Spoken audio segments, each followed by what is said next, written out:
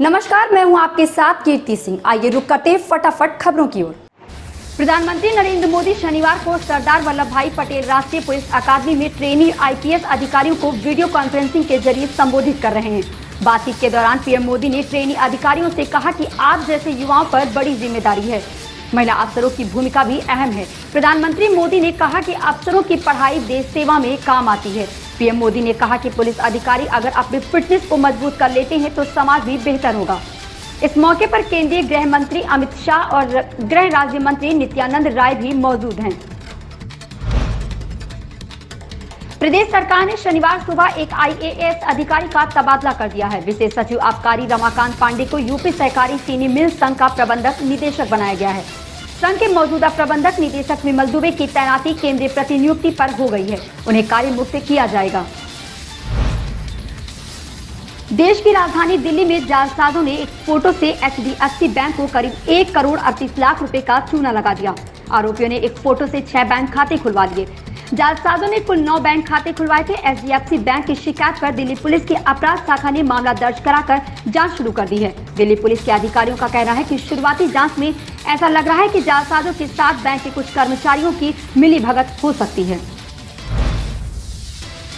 केंद्र सरकार से राज्य को मिलने वाली कोविड वैक्सीन की उपलब्ध बढ़ने से टीकाकरण की रफ्तार बढ़ गई है। 31 जुलाई को केंद्र से 1.5 लाख कोविशील्ड और 42,000 को वैक्सीन की खेप राज्य को मिलेगी। शुक्रवार को पूरे प्रदेश में 87,000 से अधिक लोगों को टीके लगाए गए। राज्य प्रतिरक्षण अधिकारी डॉक्टर कुलदीप सिंह मरतोलिया ने बताया कि शनिवार को केंद्र से 1.90 लाख से अधिक टीके राज्य को मिलेंगे, जिसमें 1.5 लाख कोविशील्ड हैं। प्रदेश के पास वर्तमान में पर्याप्त मात्रा में कोविड टीके उपलब्ध हैं। गाजियाबाद के इंदिरापुरम की एक सोसाइटी में रहने वाले पीडब्ल्यूडी के इंजीनियर ने प्रयागराज में तैनात एक सीनियर आईपीएस अधिकारी पर देर रात बेटी को मोबाइल पर कॉल कर परेशान करने का आरोप लगाया है। ट्विटर पर इसकी शिकायत की है। यूपी पुलिस के ट्विटर हैंडल से मामले पर संज्ञान लेने की बात कही गई है। साथ ही पीड़ित को गाजियाबाद पुलिस में शिकायत देने की सलाह भी दी है। सरकारी तेल कंपनियों की ओर से लगातार आज 14वें दिन भी पेट्रोल डीजल के दामों में कोई बढ़ोतरी नहीं हुई है। 17 जुलाई के बाद से डीजल की कीमत में कोई बदलाव नहीं हुआ, जबकि इस दिन पेट्रोल की कीमत 29 से 30 पैसे तक बढ़ी थी। इसके बाद से पेट्रोल डीजल के दाम नहीं बढ़े हैं। पर्याप्त विदेशी मुद्रा भंडार एक स्वस्थ अर्थव्यवस्था के लिए काफी महत्वपूर्ण होता है। ये आयात को समर्थन देने के लिए आर्थिक संकट की स्थिति में अर्थव्यवस्था को बहुत आवश्यक मदद उपलब्ध कराता है। 612.730 अरब डॉलर के सर्वकालिक उच्च स्तर से 23 जुलाई 2021 को समाप्त सप्ताह में देश का विदेशी मुद्रा भंडार 1.581 अरब डॉलर घटा है और ये 611.149 अरब डॉलर रह गया है। 3 साल पहले नेटफ्लिक्स की फिल्मावली लव स्टोरीज में करण जौहर निर्देशित कहानी से एकाएक सुर्खियों में आई अभिनेत्री कियारा आडवाणी के लिए दक्षिण भारत से उनके जन्मदिन पर खास तोहफा आया है। ये तोहफा भेजा है वहां के दिग्गज फिल्म निर्माता दिलराजू और फिल्म निर्देशक शंकर ने।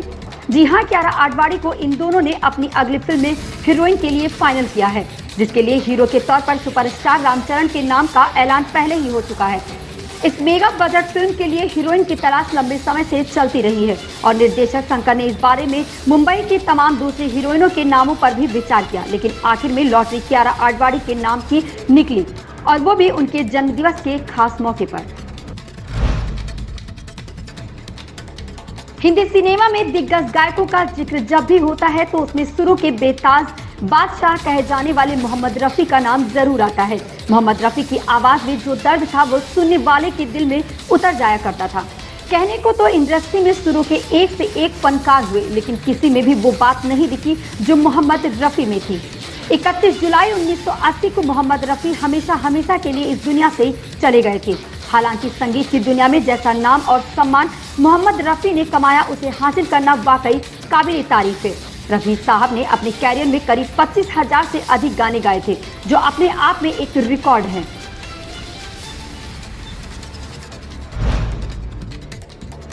टोक्यो ओलंपिक में अब दूसरा हफ्ता शुरू हो चुका है। 9वें दिन डिस्कस थ्रो में देश की उम्मीदें जगी हैं। महिलाओं की स्पर्धा में कमलप्रीत कौर ने 64 मीटर के स्कोर के साथ फाइनल में प्रवेश कर लिया है। वह ग्रुप बी में दूसरे स्थान पर रही। इसके अलावा हॉकी में भी महिला टीम ने ग्रुप का आखिरी मुकाबला अपने नाम किया और दक्षिण अफ्रीका को 4-3 से हराया। इन खबरों में बस इतना ही। धन्यवाद। जो समाचार